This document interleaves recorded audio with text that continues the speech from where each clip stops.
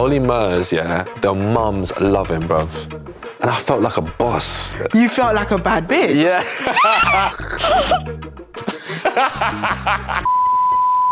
Hi friends, it's your girl Nella Rose and welcome to the Red Carpet Treatment, brought to you by the Brit Awards with MasterCard.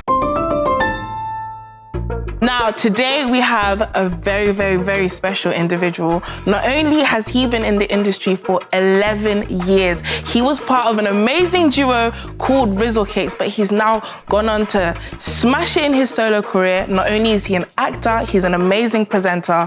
We have Jordan Stephens! That was a lovely introduction, thank you very much. Thank you, hi friend. 11 years. But you're smashing it though. Yeah, I think I've had a good few years. Okay, so obviously you was part of like an amazing duo, Rizzle Kicks. Hello. But obviously now you have a solo career. I just want to release music because I love making music, and whoever hears it, I'm happy that they've heard it.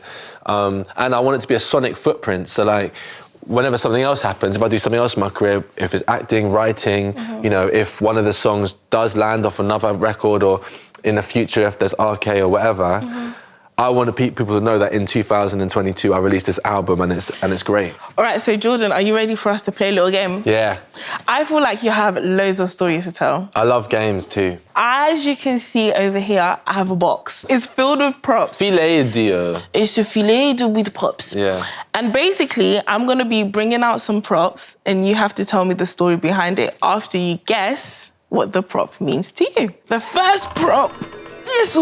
By the way, it's a bit heavy. Yeah, okay. Looks it. But it's cool, you're strong. All right, thank you. Right, so the first prop here, I've got an image of dark fade. But how am I going to put this on? I'm going to have to put my lashes through the mask. And they're too close together.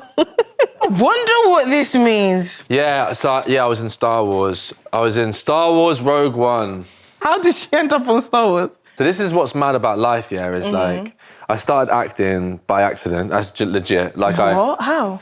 Because I was so mouthy when I was in Rizzle Kicks that someone who was auditioning a part saw an interview of me and was like, give that kid a wild card audition. Like, I'd never acted before. And then at one point, I get this phone call and my agent was like, oh, you've got a script through called Los Alamos. Can you read it and let us know what you think? So I had to sign an NDA. And then I start reading the script, and then one of the first lines of dialogue is Darth Vader, and I'm like, I rang my agent like, yo, this is Star Wars, man, like, what the f***? And they were like, oh, okay, well... They knew? They didn't know. They didn't? My agents had no idea. And the next thing I know, I'm at Pinewood Studios, sat there waiting for explosions to happen so I can meet this director, and then I'm like, what is going on? And I honestly was so tripped out by the experience, I thought it was a joke. You thought, you just thought the whole thing was a prank. I thought I was getting pranked, bruv. Okay, so back into my heavy trunk of madness. I have a bottle, and it's an essential oil called Myrrh. Like... Oh, Myrrh. Myrrh. Myrrh. Murs. Oh, Olly Murs. Yes. Oh my God, that is a reach, bruv. Wow. This is gonna be when we performed at the Brits with Olly. No, I was gonna say, your collab with Olly Murs was amazing. Did you like it? What, Heart Skips a Beat? You have had so many iconic moments and such great achievements, and you're like, meh. I feel like I've gone through a lot of personal deaths in my life, as in deaths of myself. Yeah. Like, I understand that, though. Do you get me? Yeah. Versions of me don't exist anymore. So when these things happen, I'm like, oh, that was like Jordan, like OS 5. With Olly Murs, yes, I recall the first vivid memory that comes into my head is like, we had just blown up off Down with the Trumpets, and we were like the new kids on the block. I see what you've done there. It was so annoying. We were the new kids on the block, yeah, and like people are like, oh, these kids, mad authentic, coming out, but and then boom, the big gun stepped to us, yo, Olly Murs has got his comeback single for his second album. Do you guys want to feature on it? Now listen, we know the deal here. Nella, we know the deal. We know the deal. we got the hype and the cred. Yeah, and then it's like this, if we get them on the track. They want it, you know? Yeah. Listen, we've always liked Olly. We said that because, you know, within the context of talent shows, I thought he was a good performer. I liked his... He was amazing. I liked his life story in terms of being a call centre, and then he's popped up, you know what I mean, on his third attempt or whatever. I like all that shit.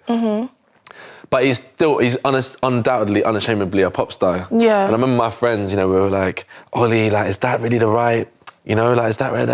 And I was like, yeah. I remember thinking, I like Olly. And I remember I said to him, it will 100% be number one. Yeah. I just knew. And then so we did it, and it was number one for a long time. And it was a huge song. And then we, I think, as Rizzle Kicks, were opened up into this mad market. Like, listen, Olly Murs, the mums love him, bruv. The mums? Listen, this guy's still touring now. Have you performed with him?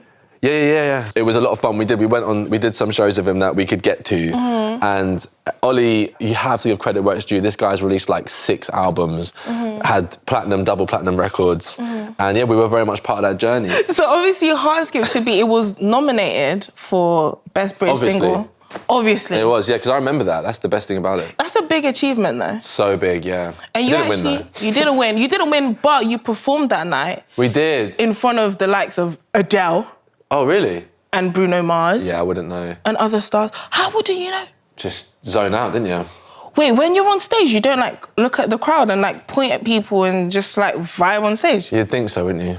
So what do you just... To be fair, something like Brit Awards, there's so much pressure on it. Yeah. Like, you honestly, the lights are on you, it's dark in those front seats, you know. But it was fun, it was great. Again, it was a good moment. I remember we were really excited because we had our own Rizzle Kicks merch. And we were like, we're gonna get to wear the merch on telly, and we're gonna like push the merch, we're just on a hustle, like. Yeah.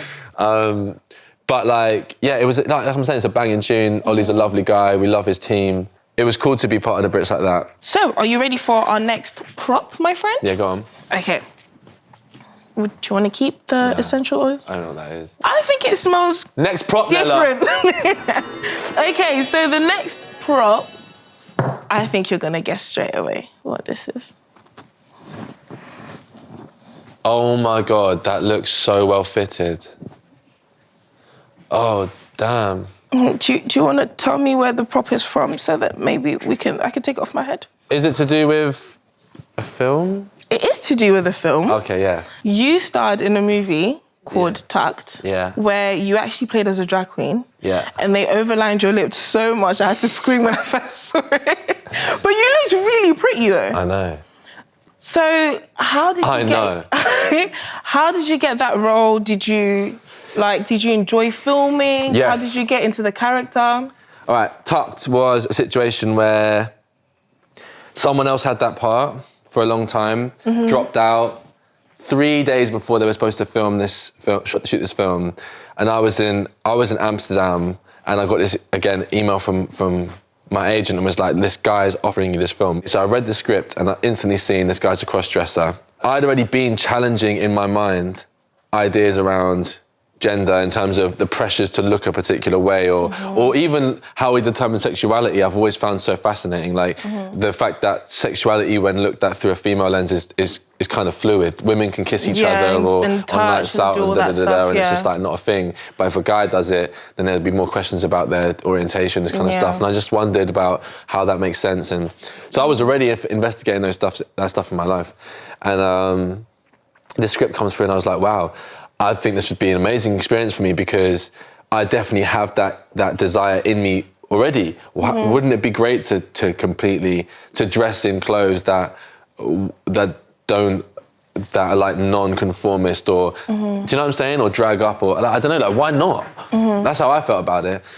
But I was aware that I had a responsibility to like, you know, not step into a scene or world, you know, without there being some kind of due diligence or checking in. So I spoke to a few of my queer friends and people in that world and wondered like, is that blessed if I, and you know, my friends thought, yeah, because firstly, the important thing about Tucked is the story isn't specifically about the sexual orientation of my character, Faith. If it was, maybe it's a different conversation. It's the man. It's about the guy, it's just about friendship. Yeah. And so I had 3 days to prepare for this film. It was shot in 10 days. The entire thing was shot in 10 days. And I just got my heels on, man, and and I just had this energy in me. I think, I think all human beings have an access to and balance of masculine and feminine energies. Absolutely. And this gave me an opportunity to experience like that part of me that was already in that. I think it's often silenced by the need to fit in or the societal brainwashing. And I was in these like really tight jeans and these wedges, fluffy wedges, little Hello Kitty backpack or something, makeup. And I felt like a boss. Period. I felt like a boss. And then I was literally like, yo, I get this. You felt like a bad bitch. Yeah. That feeling of, getting glammed up and it's like nobody can talk to me because I look really good, period. I was a little bit like, God damn, yeah. You're an actor. And also, as a man, you should be able to explore whatever you want to explore. Yo, I would wear a skirt, a dress, whatever else in my own time. It's important for people to examine where their judgment of other people's choices comes from. And I think there's a lot of pent up frustration that people aren't allowed to express themselves maybe in the ways that they want to. Freely. Yeah. In my experience, being open and honest about all sides of a person, people go with that. They like that. And that's on, period. Respect. Can't go forever. Thanks for hanging out, Jordan. Remember, if you guys want to listen to more of me and Jordan's conversation, make sure to check out the Red Carpet Treatment podcast. I've got 2 albums I've never released. 2? Oh my God, 100%. What, they're just chilling in the archives? 1 album I made. Archives. Archives. They're chilling it, guys. In the archives. English is not my first language.